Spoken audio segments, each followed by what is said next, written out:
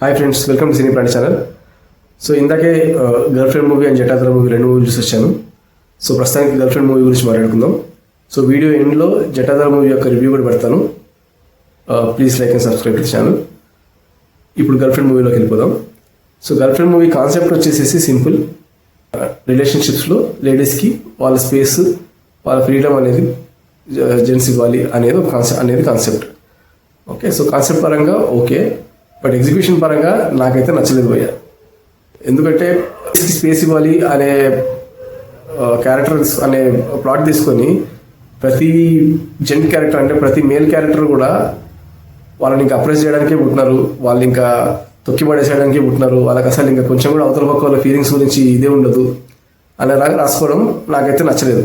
Okay, నా వరకు characterisations ఎలా ఉండాలి అంటే అన్ని క్యారెక్టర్స్ స్ట్రాంగ్గా ఉండాలి, అప్పుడే మనకి కాన్ఫ్లిక్ట్ అనేది తెలుస్తుంది. బట్ అప్పుడే మనకు ఎమోషనల్గా కూడా మనం కనెక్ట్ అవుతాం అన్ని క్యారెక్టర్స్కి కూడా. సో ఇది వచ్చేసి totally biased towards lady character అనేలాగా అనిపించింది. So that is about the plot.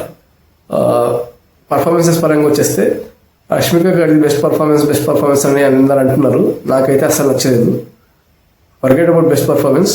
అసలు ఆవిడ యాక్టింగ్ అసలు ఆవిడ ప్రతి సీన్లో కూడా ఆవిడ యాక్షన్ చేస్తున్నట్లే అనిపిస్తుంది, కానీ ఎక్కడ కూడా ఆర్గానిక్గా న్యాచురల్గా ఒక భూమిదేవి అనే క్యారెక్టర్ నాకు అసలు కనపడలేదు. లిటరల్గా ఆవిడ ఎంతసేపు కూడా చాలా ట్రై చేసినారు యాక్షన్ చేయడానికి అనేలాగానే అనిపిస్తుంది, కానీ ఎక్కడ కూడా ఆ క్యారెక్టర్ కనపడలేదు నాకు అసలు.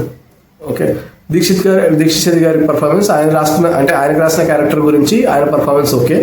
అన్వయ్ మేనన్ గారు ఆవిడ మంచి క్యారెక్టర్ పడింది and she did well as well.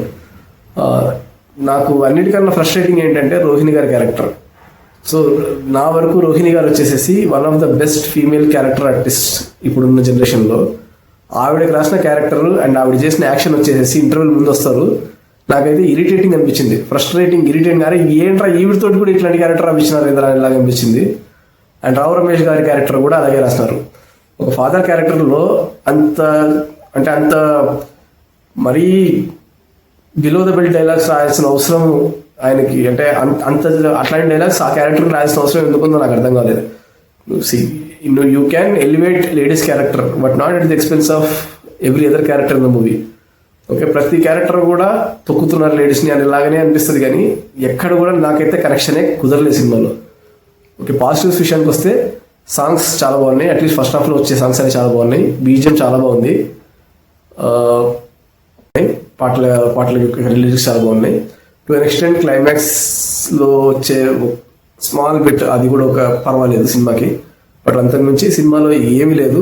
నాకైతే హెడ్ఏక్ అనిపించింది ఆ క్యారెక్టర్ చూస్తుంటే, ఎప్పుడెప్పుడు లేసి వచ్చేద్దాం అనేలాగా అనిపించింది. మూవీ స్టార్టింగ్ చాలా బాగా స్టార్ట్ అయింది.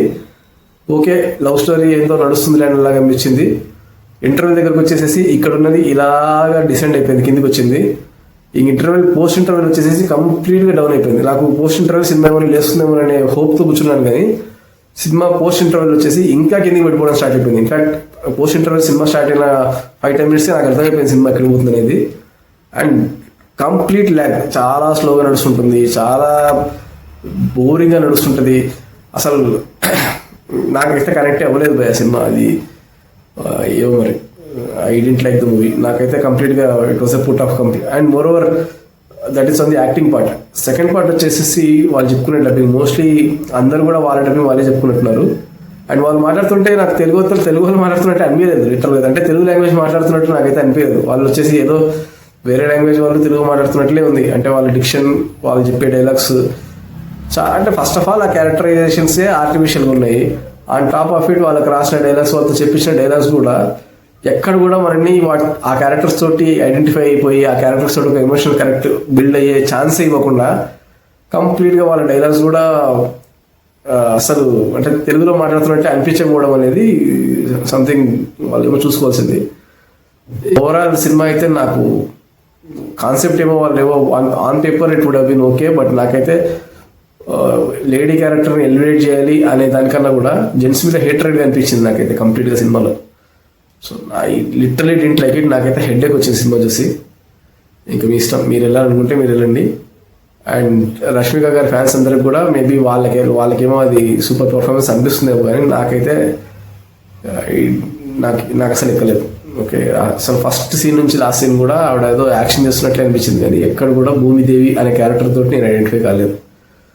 సో ఇన్ఫ్యాక్ట్ సినిమాలో ఎప్పుడెప్పుడు లేసొచ్చేద్దామనే అంత ఇరిటేటింగ్ ఉండింది.